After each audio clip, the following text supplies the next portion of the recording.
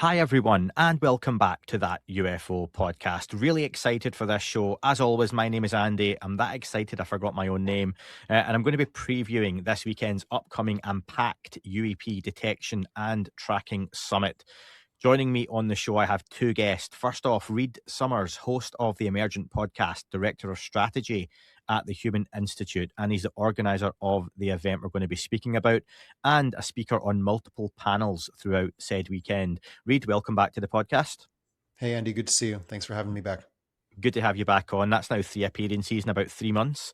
And also another returning guest. It's been a few years since he was on with me, but I have Rich Hoffman, strategic advisor to the Summit Planning Committee, a veteran UAP researcher with nearly 6 decades of experience, from MUFON leadership to co-founding the Scientific Coalition for UAP Studies.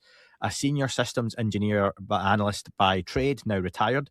He's all about cutting through the noise and applying scientific rigor to UAP detection and study. Welcome back to the podcast, Rich. It's good to be back on with you, Andy. Very good to have you. I always feel very underdressed when you're on the podcast, Rich. So here we are. We were talking beforehand about me and my heated blanket, which we're coming out those colder months now. So I'm making do, folks. But as we record this, that is February right now, and February 4th as we speak. And the event we're talking about here, the UAP Tracking and Detection Summit, takes place this weekend, February 7th to February 8th. And Reid, I want to get started with yourself. Can you just give us a little update on how things are going ahead of the event? And I understand we also have a new speaker to the lineup too. Yeah, it's going great. We're having great interest and response, both from within the UAP community, but also the federal and UAS, UAV communities, and some individuals from the intergovernmental side. So we'll be hearing during the summit about some recent action or proposed upcoming action within the European Space Agency and other intergovernmental agencies that are dealing with the space domain. So summit's going amazingly. We have 30 expert speakers. We just added Mike Gold, formerly of NASA, as a speaker. He'll be talking about the NASA UAP study group, as well as forthcoming ways that NASA can be a part of transparency efforts on the UAP issue. So we've got 12 sessions, 3 panels. Eric Burlison will be kicking it off with a talk on the current state of UAP. And then Richard Dolan will be talking retrospectively on the state of USO, the USO phenomenon, unidentified submerged objects. And then we have 2 really exciting panels, one on first responders and homeland security. So we have 3 speakers looking at law enforcement, first responder, medical first responder aspects of citizen reporting and testimonial data collection. And then we have Ryan Graves and Michael Lembeck speaking from the flight safety aerospace management side with updates on reports from pilots and individuals in the aerospace industry. So a lot of great context setting in the first 4 sessions. And then, we can get into it session by session, but we've got some great talks lined up by James Fowler, John and Jerry Tedesco, an international panel as well, looking at international detection efforts. And the whole concept here is that UAP are being observed. Testimony is coming out. The public is looking up. Federal governments are beginning to move on this issue, and certain agencies are beginning to take action themselves. But what we need is data. We need data to drive forward the disclosure conversation. It's a basic civilizational capacity, looking at the whole human picture. If we can't detect anomalies in our air, we can't situate ourselves in the potential engagement that might take place and might be taking place. And there are some other very critical and emerging issues on the international side that really compel UAP detection as an urgent capability. Rich, let's talk about the name of the event. It's very down to earth, very data driven, UAP Detection and Tracking Summit. Many of these virtual events happen and there are some grandiose titles, and that's not to downplay them, and they have their audiences, but they also promise some really big things, i.e. disclosure, capital D, huge revelations. That's not what you're going for here. Talk to me about the name of the event, which I've seen a lot of praise for online and from listeners of this podcast. Well, I think the onus on the kudos goes to Reid for coming up with that. I think he did an excellent job of targeting exactly where we need to go. I've been like you mentioned, I've been at this for 6 decades, and I've watched as over the period of time of doing, UFO investigations that I did like in the 60s and stuff like that, 1960 and on. And, we didn't have technology to be able to go and tackle the phenomena. Really, we were just going out and collecting anecdotal stories from a lot of witnesses, and you'd fill out a form and you'd have some crude drawings. And occasionally you might have had a brownie, or a Polaroid camera, that took a picture of something. And that's about all you'd have, right? And so for me as a technologist over the years, even with the Army Materiel Command that I was with for 30 years, I've watched as technology has really advanced to the point where, and the costs are there for people to be able to have their own tools. And I've also watched as there's been a plethora of these individuals who have come up and developed technologies on their own. They managed to get some funding or they funded it themselves. And so, the bottom line here is, and I'm also in a part of a scientific organization that is always asking for good, solid technical data. Do we have any data? And they go looking out there for it and they can't find any data. Well, I mean, the only way you're going to solve this phenomenon and not spend another 70 some odd years just twiddling your thumbs and trying to come up with an idea of what it is based on anecdotal stories is to actually have the tools that are out there that are able to detect them and to track the objects, and then getting the data to the scientists so that they can then analyze and do their studies on the data and then publish that wonderful data to all of us so that we can now go and look at it and we can all learn together about what the subject, what the objects are. I'm embarrassed to say that, like, people, will often ask when I do a presentation or something of that nature, like, well, what have we learned in 70 years? And you're twiddling your thumbs to say, well, we really don't know a lot, and that's a sad answer, right? And the other problem we've got right now is that, as Reed points out, you have governments that are engaging in this study now. And so, but the transparency is not there. And so you consequently have them using these $1 million tools that are on an F-18 aircraft or something of that nature that they can apply to it. But we don't get even the data shared there to be able to see it and study it. They're not willing to share that data. So if we're going to really get some answers to this phenomena and really get an understanding, it's going to have to be on the public's part, the citizen networks and every other people, to come up with the means by which we can go get the data, the means by which we can then all study it, and then to try to help get answers and then publish papers that can be used by politicians up on the Hill to get their better understanding of the subject, because they struggle with that themselves. It's new. It's a new phenomenon. It's not something that they dabbled in all the time. And so the more we can make them head smart, then you might be able to get some better things. We've also been trying to engage Aero and working as an organization and with SEU and to be able to work with them and say, give us some of your data and we'll help you analyze it. You can clean it, you can scrub it. We don't need to know secret stuff. We can just give us the data and we'll take a look at it, right? And we've got scientists that can do that. So we're starting to make some sort of door openings that are going, but I don't think we're going to get there anytime soon. And so this is targeted for UAP detection and tracking, and it's because people have got tools out there that they've developed that we can now start to use. And let's get our act together. And that's really what it's about. I was going through some YouTube comments earlier, and I think it was in watching the weaponized video, and we'll come back to that. And someone made this great little point that clearly had annoyed them, but they said, we need to stop focusing on reading the outside of the cheesecake box and concentrate around what's inside and eat the cheesecake. And actually, there's that idea of, are we focusing more on who's inside these things, or are we focusing more on the craft? This event seems to focus more on the objects themselves, the craft. Is that fair to say? And we'll go to Reed for that one first. And what's the thinking behind that? Well, ultimately, it's absolutely about who's behind the wheel, not necessarily about the hubcaps and the bolts and the screws of the craft itself. But, we've got a dual track reality. We've got unacknowledged, unattributable, prosaic phenomena to deal with. we've got misidentifications, we've got all of these challenges with more eyes, more cell phones pointed at the sky, more use of AI to fake UAP photo and video. So we have to weed all that out and come down to what are the true signatures of the actual anomalies. Now, looking at the movements of those objects or potential craft is going to say a lot about the potential intelligence behind them. Their patterns of interactivity with observers in the sky and on the ground, possible acts of interference or electromechanical, manipulation of devices on the ground. So I think there's a lot of insight and a lot of intelligence we can gain about the nature of what is behind these craft by getting out into the field and observing them in a very structured, systematic way. And there are groups at the summit who are literally doing that.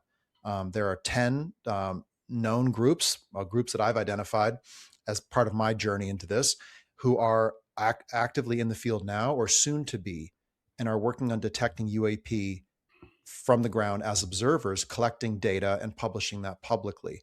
And so all of that data is a rich resource for doing pattern recognition analysis, cluster analysis, and other forms of analytical kind of work to better understand what are the intelligent patterns behind this. What kind of possible intention scenarios could we extrapolate from those?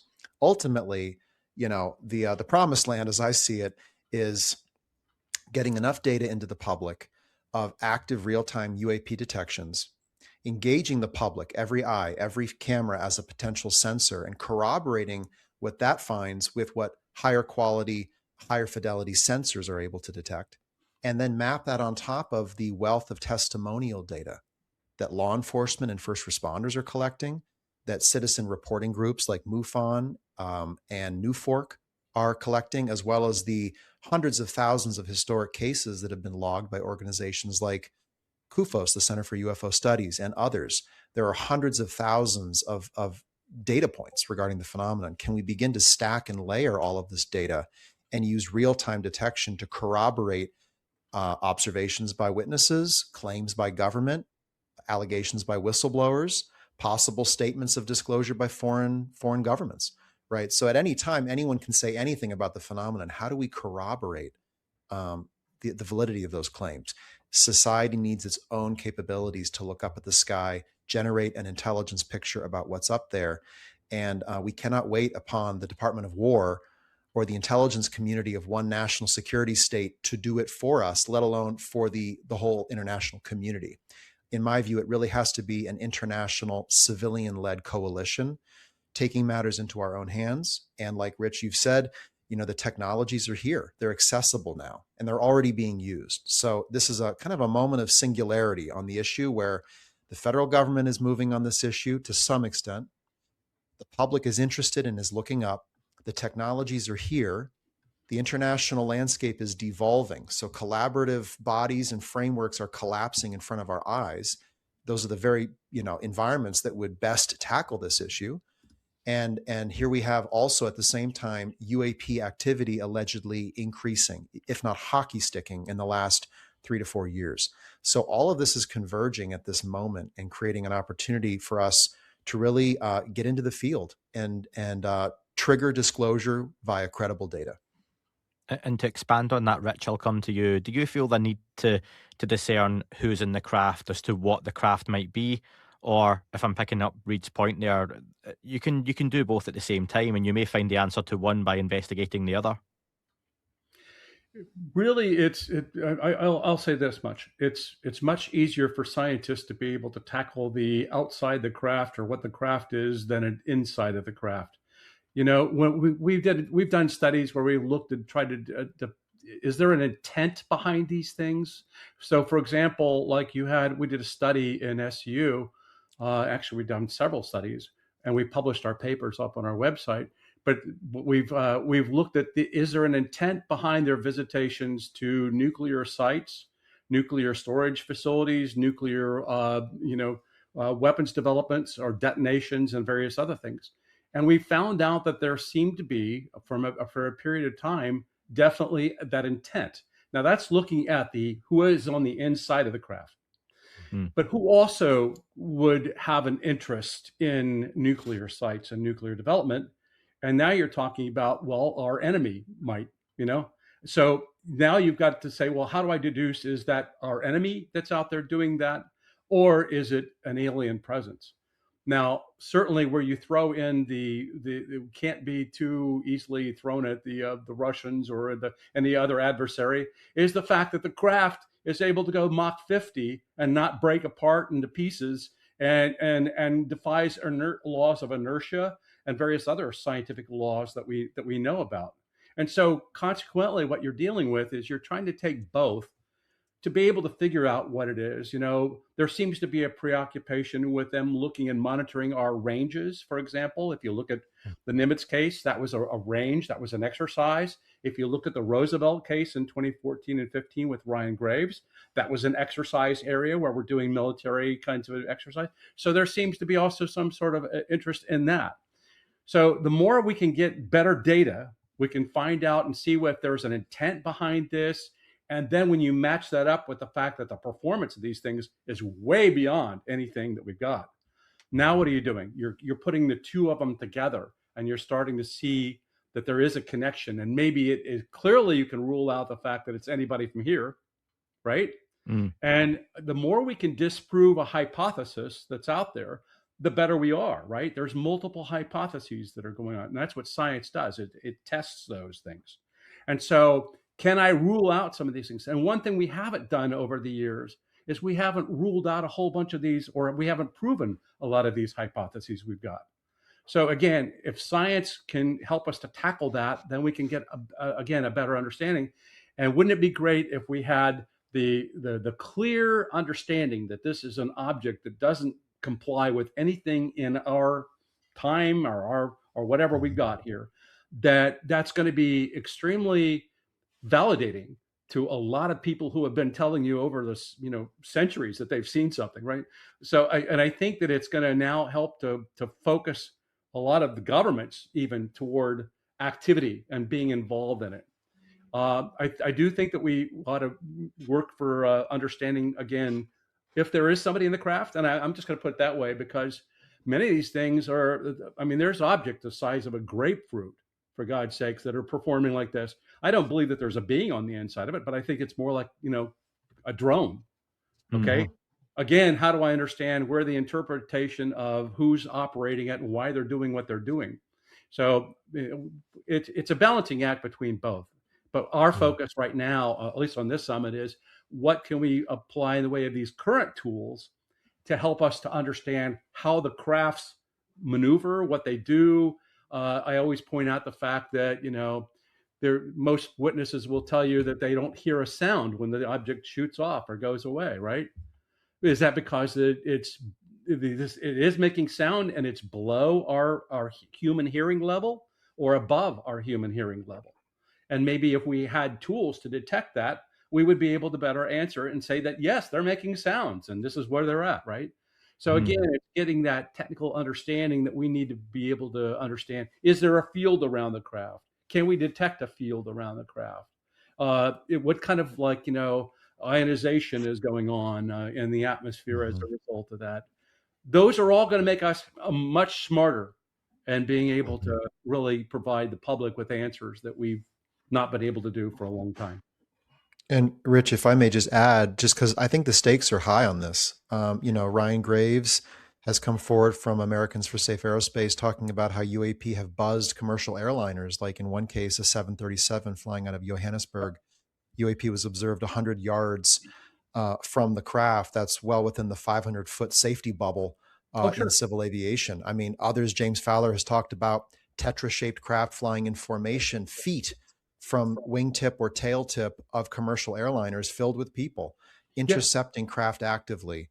So, I mean, we have to look at the volume of UAP in the sky, patterns of activity, flight corridors, clustering around major cities, coastlines, urban centers to better understand, what are we really contending with here? And if it is prosaic, we have an equal, if not greater crisis on our hands. We have craft that can, like to Rich's point, travel at speeds that are estimated up to, I've seen estimates of up to 100,000 miles per hour, or dropping from 60,000 foot altitude to near sea level, going in and out of the water at will, breaking into multiple vehicles, recombining into vehicles. We're talking about objects that are several meters in size. And, you know, some have even gone as far as beyond classifying the different shapes of craft to even begin to describe their different potential utilizations. Some doing logistics, some doing surveillance. And so to begin to build out that picture on behalf of our public need to know and to be aware of what's above us, literally above our heads, I think is just so critical. And the official explanations have been lacking or conflicting. And the public is seriously asking what is flying above our heads. And we saw that all throughout 2024 and 25. And, you know, there was very little credible official kind of disclosures as to what was up there. And I think in some cases the public was intentionally misled because the anomalies are so considerable and our ability to detect and track them are so incomplete, even at the federal level, that there is a true crisis of the skies. You know, the skies are not secure. People know it. You know, the head of Northcom, NORAD, came out saying that they have difficulty tracking low-flying, small-sized drone-like objects, even drone-like objects, especially when in swarms. So we're seeing crowded skies and very strange behaviors taking place, and we have to be able to generate a picture for ourselves that then maybe the Department of War would like to corroborate versus be forced to disclose. Yeah, and I think there's an important distinction that maybe has to start happening. You're talking about citizen science, civilian data, people like the Tedescos and the work they are doing. They're going out, they're doing the work. They've got a wonderful mobile lab, which I think they're on their third generation of it now. John and Jerry are putting that together. I've spoken to them numerous times. We have this reliance on leaked or governmental videos coming out.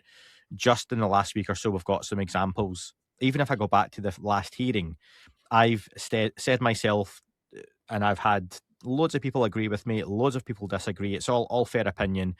The Hellfire missile video that came out at the hearing, I thought was a missile hitting some kind of targeting balloon going through it.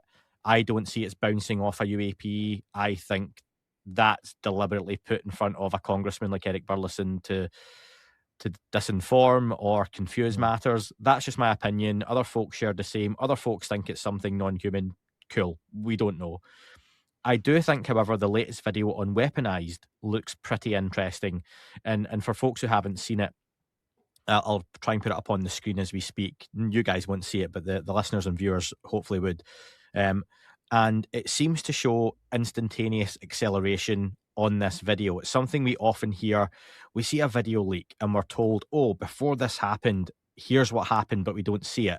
When the video stops, afterwards, it spins off at a 90-degree angle and shoots, and we never see it. However, on this occasion, we appear to see instantaneous acceleration. The only example I've seen which even looks like I understand where it's coming from, and I like to say I'm very reasonable with this. A few folks saying it's a balloon being popped and zigzagging away. I don't see that in this particular video. Rich, will I come to you first? You've seen the video. So first off, quick thoughts on it, but also, is this why it's important to move away from relying on leaked videos from official sources to get our data from? So your point to that is right on target. Okay, so let's go back to the Aguadilla video that we received. That was from the Customs and Border Protection people, right? And we got that. We didn't immediately go put it on weaponized or put it on a show and get it out into the public. What we did is we spent 2 years actually studying it to making sure that before we go up and we say that this is an unknown and not embarrass ourselves, right? That we've actually done our homework. And, you know, we 2 years of studying it, breaking it apart, doing the physics on it, doing everything we could to try to get information of a technical nature out of the government in terms of the camera type and what the specifications were. We couldn't get cooperation from them. We tried to get the control tower. We couldn't get any cooperation from them. You know, again, you're supposed to investigate when you get something like evidence, right?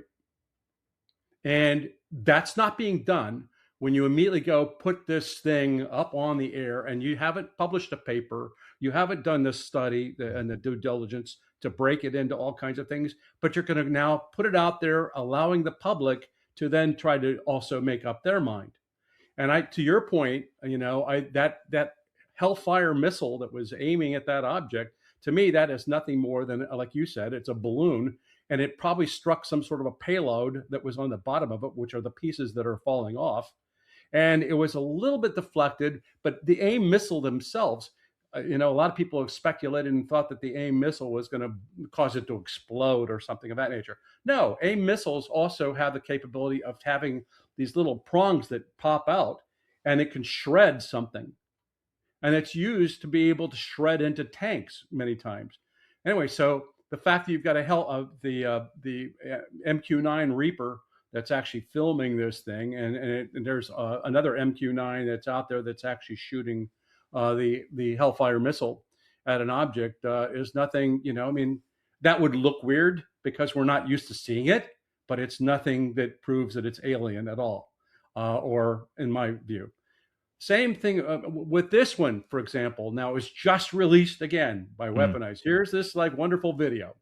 Show me where all the data is. Because if you have a video or a photograph, I'm going to ask you for your camera data, the time, the date, the location, and all those details for me to spend time analyzing it and ruling out that there might be other possible explanations that are for the object. We aren't getting that. And so consequently, now you see this video, you see an object. It's apparently, they have the camera set on, it's got the same kind of metadata you said with the IR, the infrared kind of things, and so bottom line is it's infrared, it's thermal, and they have the settings down as being black hot, and it appears like it's cooler than wherever the background is because it's lighter in color. We don't know, do you know the camera type, what the maker of it was? Was it a FLIR camera? Was it a Westcam? We don't have those details. We don't know the time of day, or a lot of those things, and we could probably look at the metadata and come up with some sort of a conclusion.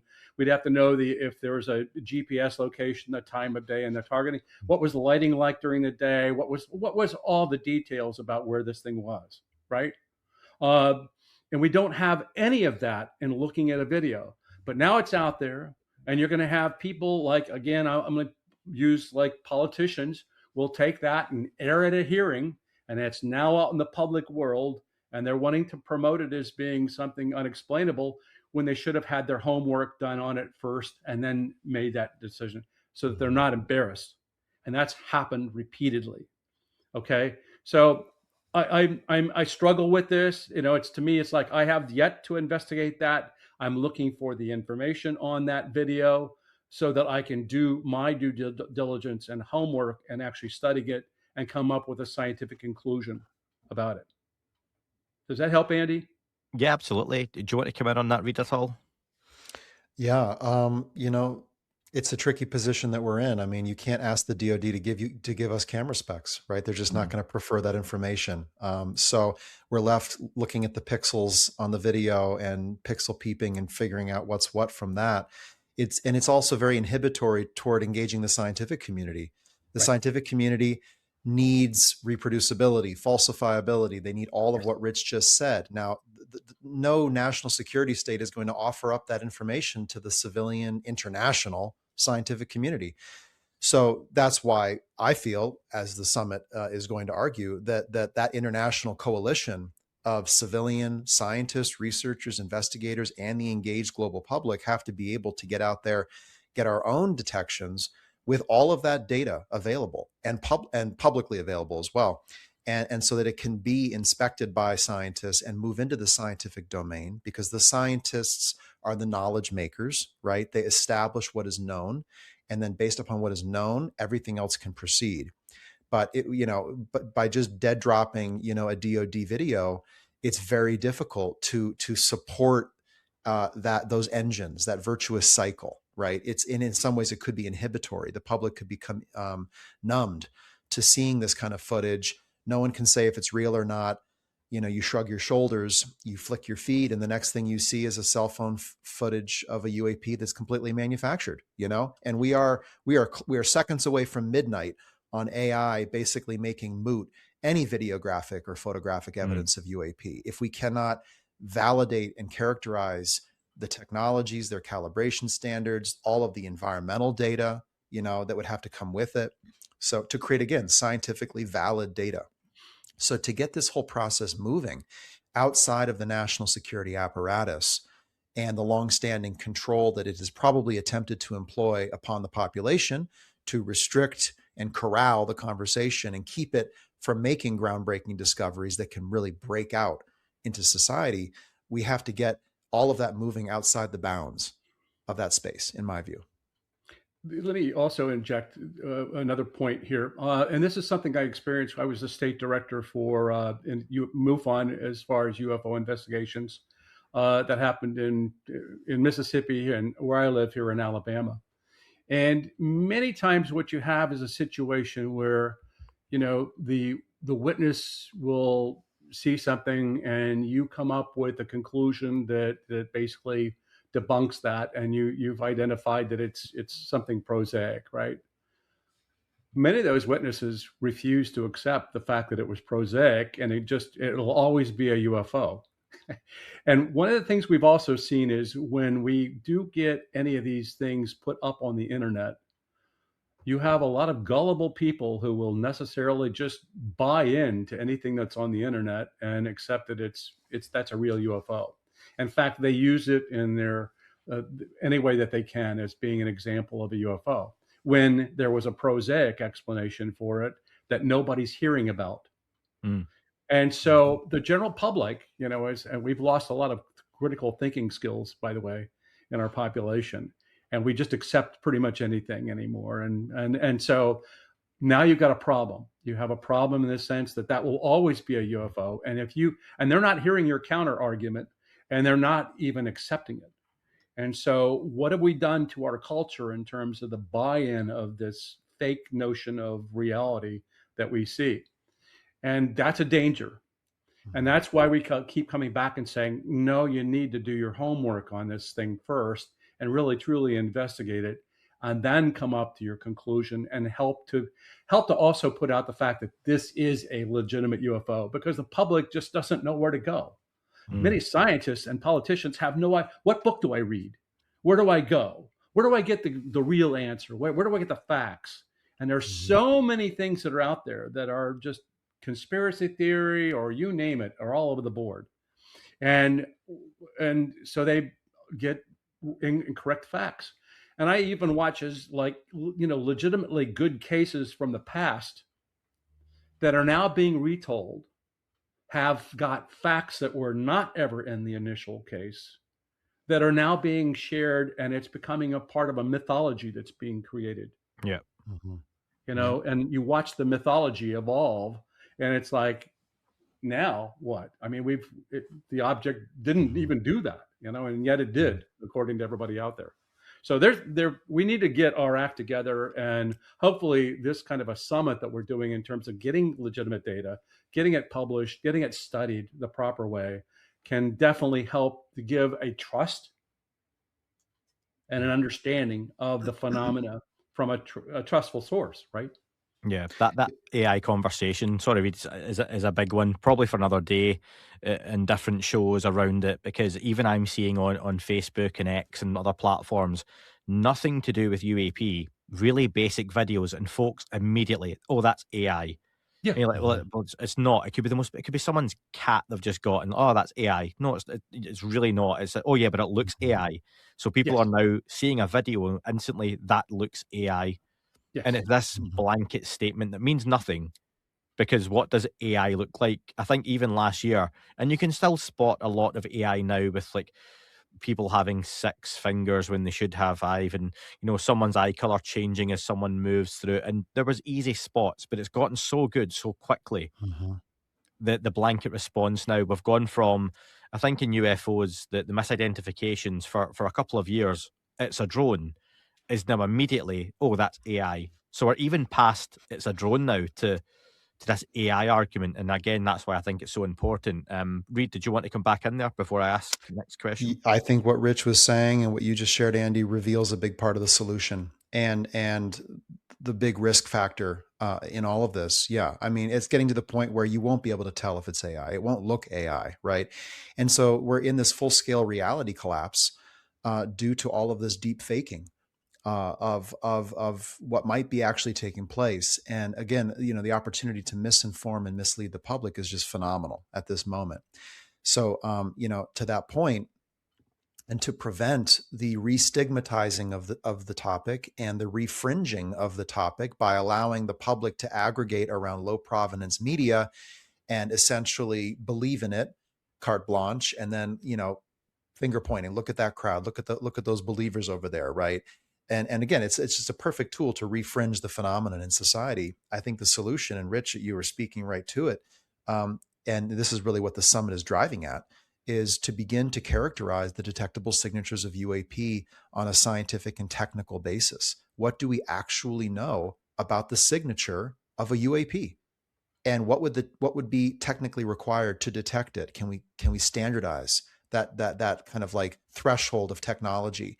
And then all of these groups, some of which are already out there in the field, some of which are getting funded right now, can begin to kind of comport their efforts to those technical standards so that what they find becomes, if they find something, a verified UAP. Could there be a trust signature put out into the public so that if you don't see that stamp, then this could be from anywhere, from anyone. If you do see that stamp, it means it was detected by a group that is comporting its efforts to a coalition-based set of standards on technology and detectable signatures. They are publishing their data in a transparent way. They are allowing others to peer review their findings, etc. And so now the public has some sort of trust standard, because I think that the collapse in trust is a huge issue right now. On my podcast, I often give out this disclosure equation that came to mind for me 2 years ago when I started stepping into X and really looking at the dialogue around disclosure. Disclosure equals evidence times source times trust. Well, trust is collapsing, right? The source is all too often the Department of Defense or the IC, and they're not giving us any of the attending detail as to what this stuff is or these claims are. And the evidence is a video. That's not good enough. That's not disclosure. Right. So the power of this moment is that in order to write that equation in our best interest, for the public interest, we can make trust in ourselves, trust in the international civilian coalition and its clear and transparent standards they're not trying to make money for a corporation. They're not trying to gain adversarial advantage for any one national security state, right? There's trust in ourselves. Evidence is not just a video, it's data. It's data, and we know, to Rich's point, what the cameras were, what the sensors were, who deployed them, in what direction, the GPS location, all of the attending detail. And that's now the evidence. And again, the source is a known source. It's a source that is credible and verified in the public, to be acting in the public good, which I think is a really important thing here. There's a basic prerogative that we need to adopt, which is we have to act in our public, or you could even say human interest, and ward off other interests that might try to aggregate this effort, the national security interest, the corporate interest, because they are set up for competition and conflict. They're set up for power, profit, and prestige. And those are not the prerogatives that will advance this issue. And I think, in my view, this needs to become really a humanitarian issue of concern, an emerging issue for international relations. That's really where this needs to go. And so we need the national security states to participate, to collaborate, to contribute, but they cannot be allowed to re-aggregate this issue and sweep it under the rug in a Project Blue Book 3.0, 4.0, which I think, they would be predisposed to do. I think, not to segue too much into it, but you can't not talk about it at the moment. The Epstein files situation for me has shown that I've always argued, when it comes to FOIA requests and what the government do and don't release in terms of what you can request, and I've got this document that says this. To me, that no longer means anything when you can see some of these emails that are coming out and they are choosing to redact people's names that are linked with some incredibly serious crimes, like the worst crimes imaginable in humanity, and they've just chosen not to do it.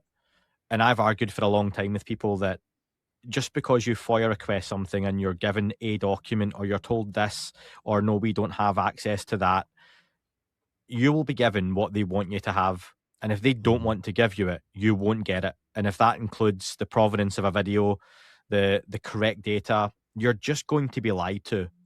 And I think that's what we're seeing with the Epstein stuff. That will trickle down to the UFO conversation as well.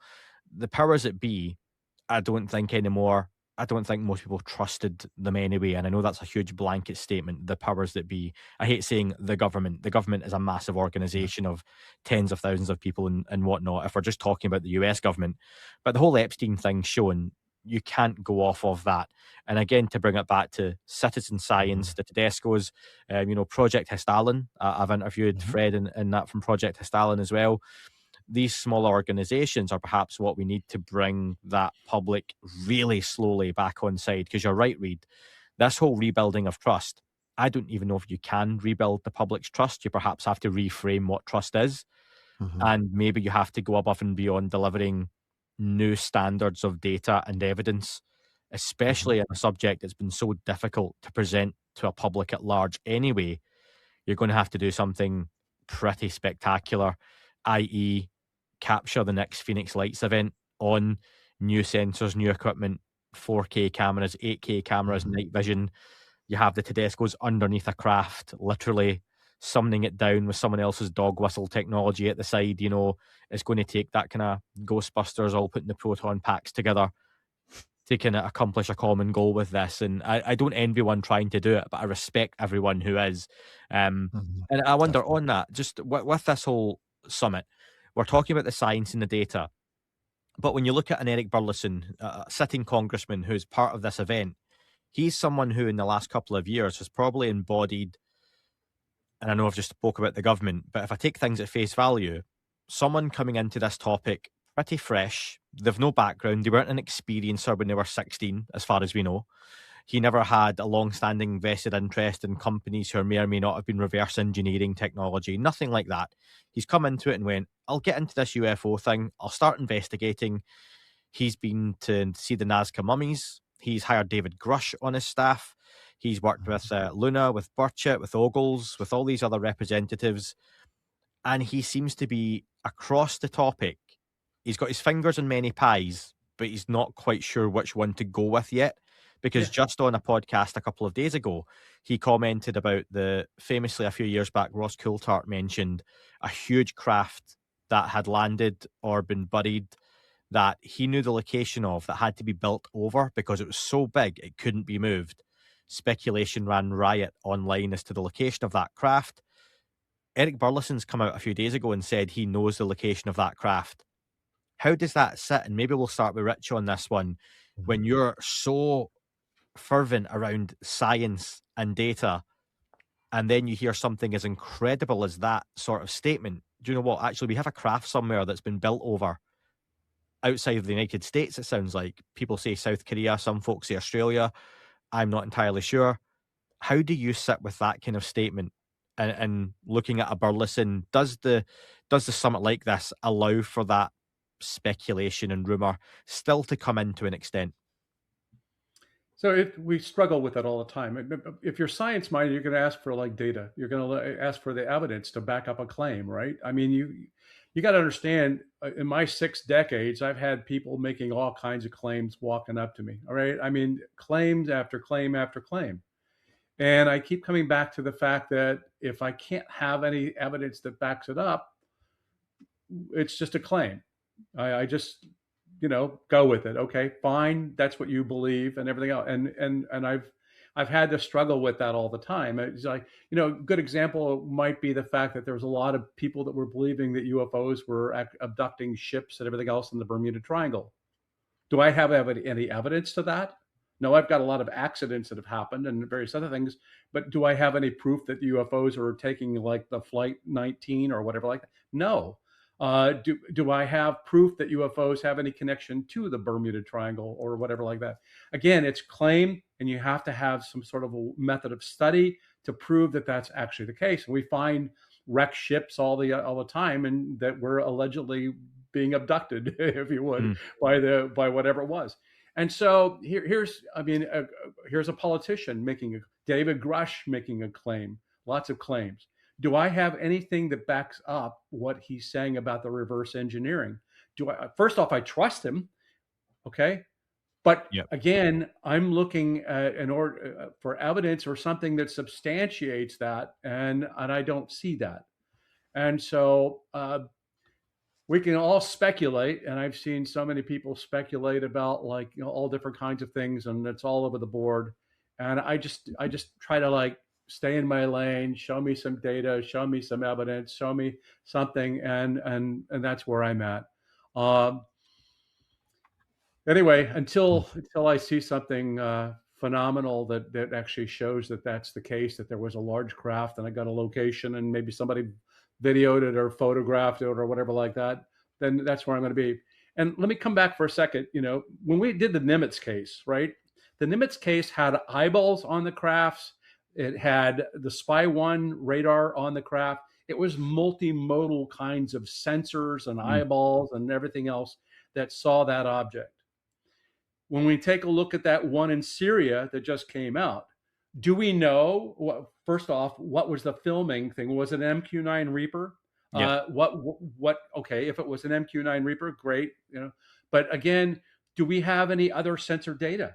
I mean, was it being tracked on radar? Was it being picked up by anybody? Did anybody see it?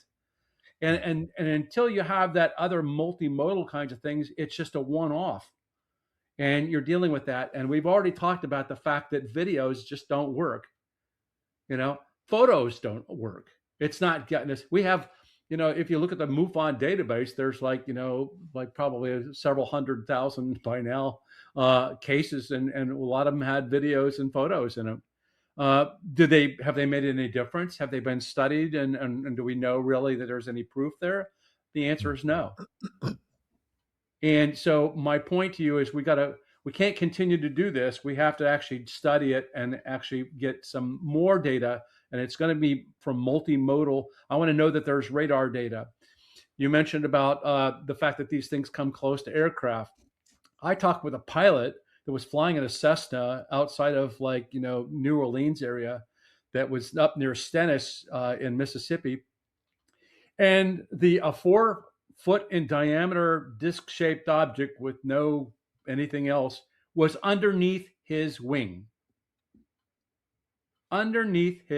flying along with him. And it suddenly started to pull back away from him, and he saw it pull back, and he went up and kind of, did an eventual turnaround and came back, and then he didn't see it anymore. Well, guess what? Here's where we were able to use a FOIA request. And we've FOIA'd 6 different FAA facilities to get the actual data at that time and at that location. And we were able to then find out that on one of the FAA sites, they actually tracked his aircraft, and another FAA location picked up the object. So again, FOIAs have been helpful for us many times.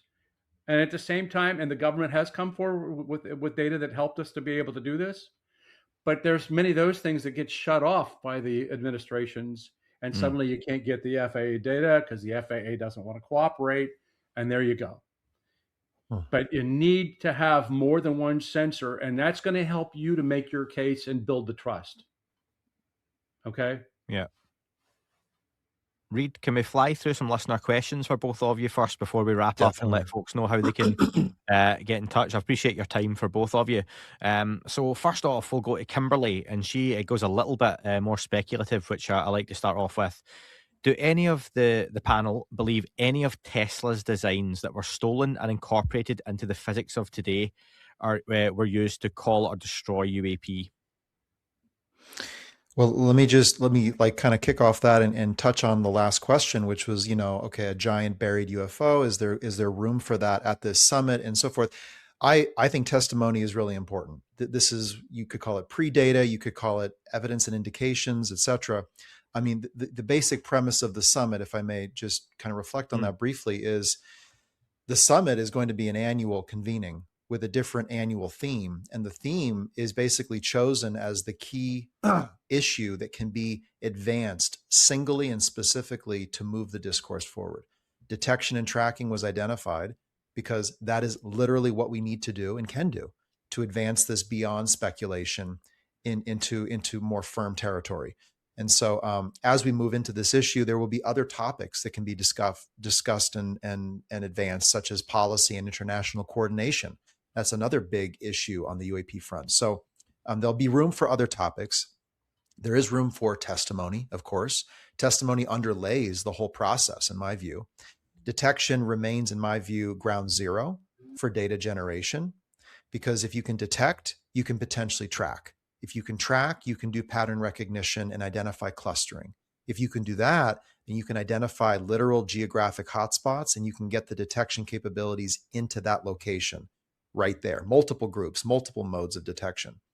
And then you can do real field research and analysis and ultimately prove identification of what you're observing. Now, from that, if it's scientifically provable, that explodes the potential set for how you can move and respond to it. Ultimately, advancing understanding, but also human response is, I feel, what's needed, because my assessment is we are dealing with another intelligence. And that's why we need to be intelligent and adaptive and responsive, and not try to treat this as a mechanistic phenomenon of nature that's just going to be doing what it does for a million years and we have all the time to figure it out. I think the phenomenon is acting upon us as a species and a society. And if we can't respond to it in a timely fashion, there will probably be outcomes, be they good or neutral or bad. So back to the question, though, I cannot say if the speakers acknowledge that dimension of history or potential speculation.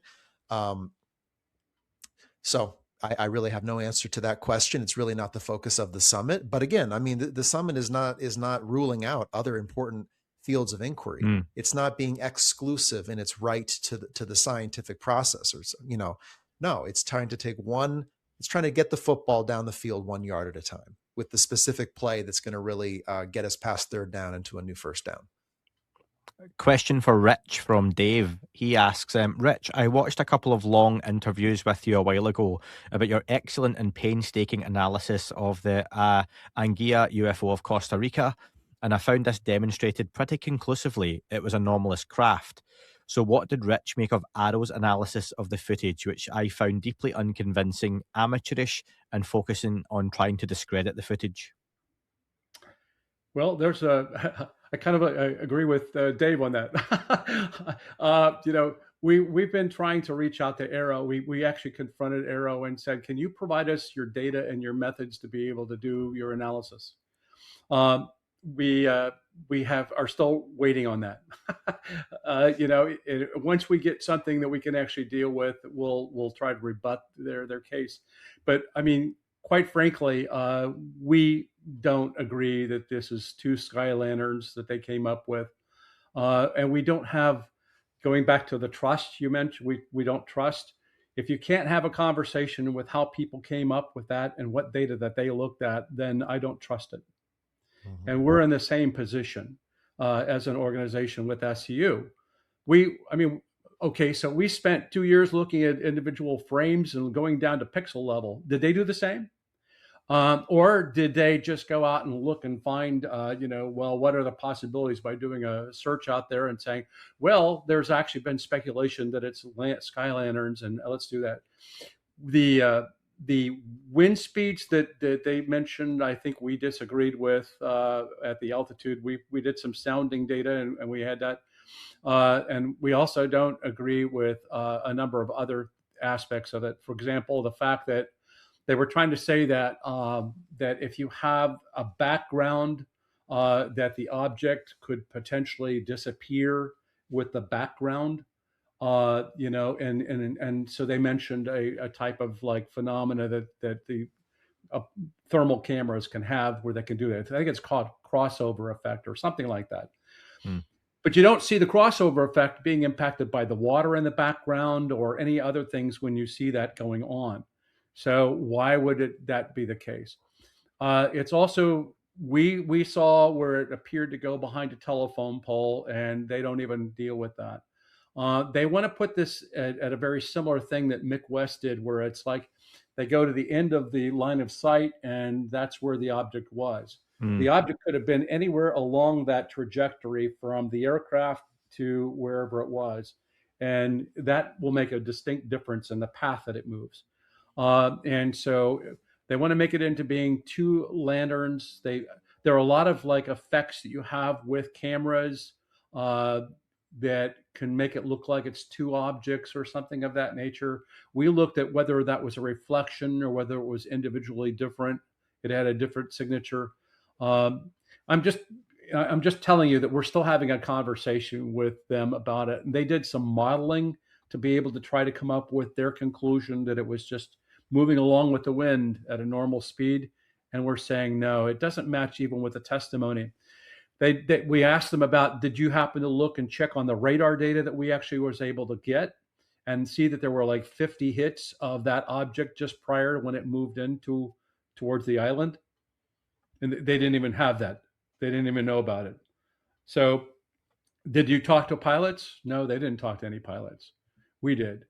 So, I mean, you got to take that value. And so I agree with Dave. I'm a little bit, mistrusting some of the way that they do it. And we're looking them to become more open about and transparent with what they did.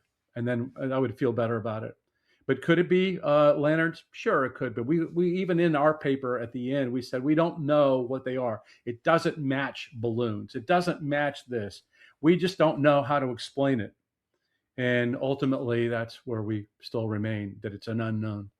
I don't want to be flippant, but I don't think you're too far off sometimes with some of those arrow explanations when you say they searched online to see what some of the explanations were on X and basically went, oh, lanterns, yeah, let's stick that in there. I genuinely think that was some of the science that was being done by those folks. But yeah, not to say they were all doing that. It sounds like it was a mixed bag, but yeah, hey-ho. Reed, though Dubs says, I'd like to know, number one, from their perspective, what is currently the best scientific evidence in support of the phenomenon? And two, if funding were no issue, what scientific pursuit would they choose to explore it? I'd love to get Rich in on that. I mean, I think, anomalous kinematics would probably be the most significant effect of UAP to substantiate that it is not prosaic in origin. Just explain what anomalous kinematics are. Kinematics. I mean, it's basically how it moves. Yeah. Instantaneous acceleration, right angle turns at high speeds, loitering for impossible durations of time, basically kinematic movement in the air, but also in the ocean. I mean, moving at 300 knots plus underwater with a craft size, the potential size of an aircraft carrier or larger. I mean, that's the resistance being encountered in a water-based environment is just phenomenal. The energy required to transit a craft of that size in water, phenomenal. So I think Reed, demonstrating that. Can I just mention on that, and you can both correct me if I'm wrong here, but I've had guests before on the podcast when they've talked about the speed these objects allegedly move underwater. They're likely going far quicker, but we're limited by our own sensor data, that these sensors underwater can only track up to a certain speed. So again, for example, they could say, oh, it was going 300 knots. That's incredible. Actually, the sensor goes up to 300 knots. The thing could have been going 1,000 knots. Is that in the right ballpark? Yeah, I mean, without a doubt, sensors also have limits, and you can have settings for limits where you can filter out. Take a look at the Chinese balloons. We were filtering out slow-moving balloons that were coming in from China, right? The spy balloon, right? And so, NORAD had actually filtered out that, because what are they looking for? They're looking for those missiles that are high speed, right? So ultimately, it's a situation where you have limitations and your understanding of sensors can be way off. In other words, I talked with Randy Bostic, who was part of Aero, and we met in Dayton, Ohio, and we talked, and I was like, we were talking about, sensors, and because he's working at a sensor directorate, right, with them right now, and he was saying that they had something where they were detecting these like strange movements going on, and it turned out to be, when they looked it up, they were 300 miles away, and they were aircraft, and they were able to match them up, the motions and everything else with that. So sensors are fallible, or they're limited. And that's why you have to have multiple sensors and multiple ways of doing things. And, so again, going back to the fact that we need to understand the equipment that we're putting out. It's got to be completely documented, and you have to understand what its limitations and capabilities are and how it's constrained. At the same time, you now have to have multimodal kinds of things, because it could be making, again, sound, or it could be making various other things that you're not picking up on. Mm-hmm. And even when I was working with the Army Materiel Command, we were putting in, we were installing in all of our DoD locations drone detection systems, because that's been a problem. And the drone detection systems that we had were they were using everything from spectral data to acoustics to also radar. And so those are multimodal, right? And so you could now see that there was a drone coming into your perimeter of your military base, that you could then apply some means to be able to knock it out of the sky, or in addition to that, even know where the operator is. You could trace it back to the operator and where the operator of that drone is. So those are the kinds of equipment that we're putting in for drone detection that we need to do with UAP. And guess what? If a UAP now came on the base and all that stuff was collected, and by the way, you couldn't knock it out of the sky, it might not have been a drone. Yeah, right. So you're now, that's a means for you to detect something else. But again, you have to be able to discern that, and we need to be able to have the tools to discern between birds and everything else, and drones and everything else, so we can get to the true UFO that we want to study, we all want to know about, right? Yeah. Chris asks, do we need agreed international data standards for UAP reporting before the science can really move forward? The answer is clearly yes on that. Go ahead, Reed. No, please, Rich, lead off. I mean, let me put it to you this way. I think that their overall standards are very, very important, and the way you do collect it, and the type of how you do it. And again, it's about transparency. It's about us sharing and coming up with what's the proper way of doing things. The military works with a set of standards. In other words, they look at, the spectrum is important, that I don't interfere with aircraft and everything else, and so I don't have interference happen. We need to have that same kind of thing from the military on the civilian side as well, if we're going to really tackle this. And so, yes, it's very critical.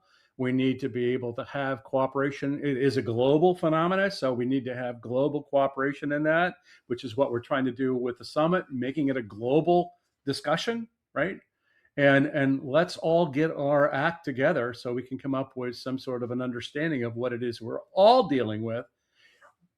4 years ago, Ryan Graves and I went over and actually attended a space expert workshop that was put on by NATO. And we represented the United States at that NATO meeting.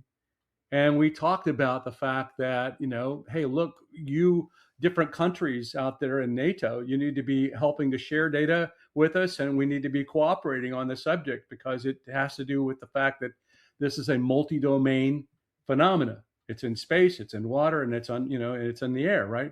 So ultimately, if you're now going into space and you want to be able to, you need to help us out with that as well. So we were pushing for that, Ryan Graves and I. And what we got a sense was that it's too early for a lot of those countries to be able to engage us on that. We're going and they were all in a wait and see what's happening in the United States with this. No. You need to go after it too. All right. Mm-hmm. I mean, it is a global phenomenon. You don't have to wait for the United States. You could be out there pushing the technology and getting that as well. But that was what we experienced when we went over there to NATO. Reed, did you want to come in on that? I think it's super important, the data collection, and not just sensor data, but testimonial data to corroborate in both directions. Could that be stood up in some kind of international kind of not-for-profit organization, or, not a national reporting center, but an international reporting center? I think that could be potentially characterized. I think, the summit, where Rich and I are a part of a lot of conversations parallel to the summit with other collaborators discussing how not just have a conference in which we all talk for 2 days and then we go back to, status quo. How do we literally advance this issue on the key dimensions of detectable signatures, technology standardization, and data convergence, basically converging all of this inbound data into some kind of centralized repository that is publicly and research accessible and is not owned by any one national security apparatus. So those are the discussions we need to have. There are, conversations as well about, everything from event recording cameras on space-based low Earth orbit satellites that could basically be eyes in the sky from space looking down, all the way to some kind of unit that could be put on commercial seacraft, commercial, running out of the words here, but a container ship going from China to LA, and you could put something on the bottom of the hull that could be pointed downward and could be doing detection into the ocean several miles from the craft down at all times, crisscrossing, the globe, as well as with civil aviation. So I think there are key steps to take to put technology on board our own craft as a species so that we can do our own mesh surveillance network of the skies, the oceans, and beyond, and not just have that be conducted upon us from above. And so I think those technologies are there. Funding is going to be a huge issue, right? How to fund this. And so I know that that'll have to advance. But this is the opportunity that we're at. I think it's fair to say, wrapping up, gents, there's a lot of virtual conferences that happen in this space. Not all to my taste. This is my show, I can say that. I'm not going to ask you guys on your opinions. There's some that I look at and I roll my eyes. There's others I think that looks like it's got its place, and there's everything in between. If someone's listening to this or watching this and they're on the fence about signing up to spend people's hard-earned money, things are tight just now. I don't think the tickets for this are ridiculously priced at all, and that's before the discount. What would you be saying to them to kind of persuade them either way that this is worth their time? I think that the public has been kept out of the conversation for too long. And so having the informed public present, even if it's science and tech and policy heavy, to have you there listening and a participant and not separated from that dialogue, is really important. This can't be a closed door conversation. And, I know a lot of the speakers. I've actually met with almost every single one of them as one of the organizers of this event. And I've advocated to make the science and technology accessible to the public and to really communicate the proposition to the public listener as to what this can do for them and for society. So it's not a science and technology summit. It's really a public summit on UAP with key sessions on science and technology. But you'll also be hearing about the historic USO phenomenon. You'll be hearing about international efforts. You'll be hearing from individuals in NASA and the ESA regarding what those organizations are going to be doing about UAP. So I think it's fascinating stuff. It's a chance to get into the hot zone and really see, how is this issue advancing, not just by, dead drop of UFO videos on X and the Reddit threads that never end, but really taking the key variable of our public interest effort to detect UAP and making it twice what it is now, a year from now. That's possible. And so I think getting the public in is going to be key, though, because that's what, each one bring one, right? And one informed citizen who goes to the conference and then goes off to dinner and has the UFO conversation with the people sitting next to them. You've just done disclosure. You have just credibly disclosed the nature of what is being found out about this to someone who did not know. And so I think elevating our own public literacy around this and making us all into communicators of the UAP reality is also a really important dimension. So it's not just about the elites, the scientists, the researchers, the politicians having their conversations and moving this for us. I mean, we are the human beings that are potentially being engaged here, right? I mean, we are the prime actors, but we don't claim that agency. And in large part, it's been kind of kept out of the public purview. So I think that's the shift now. It's to bring it into the hand of the individual. And who knows, maybe you hear something at this event that sparks your own sense of personal calling to get involved in some fashion. And I know that citizen science is going to be a big part of how this advances. Rich, we've been talking about this and with others about how do you get this to move initially? Maybe it's a mobile app, right? Maybe it's a mobile app that corroborates visual findings with cell phone footage, along with passive radar and other kind of sensing technologies that can be deployed in situ, in the moment, in the place.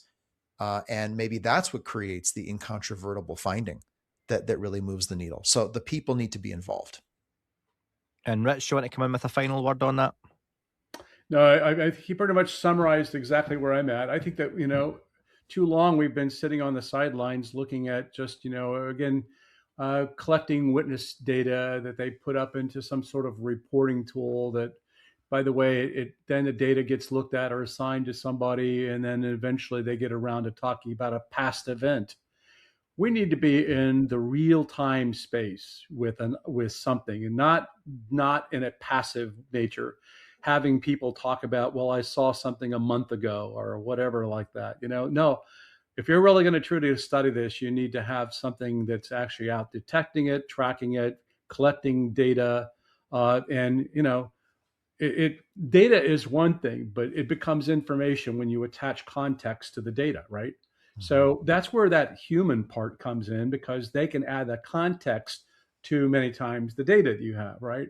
So they are very much a valid part of the whole thing as well. Mm-hmm. It's just, you need to have that whole thing put in, and then even seek ways of getting additional data that supports that whatever it is you find here that's really unusual. Again, I point out the fact that when I did a case investigation, I would also be reaching out to the air traffic control tower. I'd be reaching out to the police department. I'd be reaching out to neighbors in a neighborhood. I would be reaching and looking for other witnesses or other data that I can add to understand whatever that event was. And so much like that Syrian video, I want all that data so that I can see if there's other actors and other people that might have collected that, and then I put that whole picture together to be able to come with a better conclusion. And that's what we deserve with all these things. Not just let me put it out there and make it a sound buzz and something on the internet. We need more than that. And so that's where we're trying to go. And I extremely appreciate what Reed has put together, and I'm standing behind it because that's what been my whole life. I go back to the time of Dr. J. Allen Hynek in Dayton, Ohio, which is where I was, right next to where Project Blue Book and Sign and all those things were. And I engaged with Hynek, and he was looking at how do we get scientific data out there to do it? Well, after all that time, we're now finally getting to the point where we're having a conversation about doing that very thing on a global basis. And it's well past due. And that event happens this weekend, February 7th to February 8th. If you head to uapsummit.org, you can sign up. You just enter your email, and you can still get a discount on tickets, folks, if you use UAP Detect 30, that's 30, or you can use That UFO Podcast 30. I know that wasn't working previously, but it should be now. Either of those codes, folks, don't worry about. I've asked for nothing back on this. I just want to help get you listeners and viewers a little bit of a discount on there. Get signed up. Wonderful list of speakers, wonderful programming over 2 days. I'll be looking forward to checking that out myself. And again, Reed and Rich, best of luck for the weekend. Thank you. Thank you, Andy. Yep, very excited. It's going to be a lot of fun. Yep, without a doubt. That's all for this episode of That UFO Podcast. Thank you so much for listening and watching. If you enjoyed the show, please follow, subscribe, and leave a rating or review wherever you get your podcast. It really helps others find the show. If you're watching on YouTube, hit like, subscribe, and turn on notifications so you don't miss future episodes. You can also support the show directly and get early access, ad-free episodes, and bonus content on Patreon, or by subscribing on Apple Podcasts, Spotify, or YouTube memberships. All the links are over at thatufopodcast.com or in the show description below, along with merchandise and more. Don't forget you can also pick up a copy of my book, Atlas of Unidentified Flying Objects, available now in all good bookstores and through online retailers, including Amazon. Big thank you again to all of you for listening and tuning in. Until next time, keep looking up. You never know what you might see.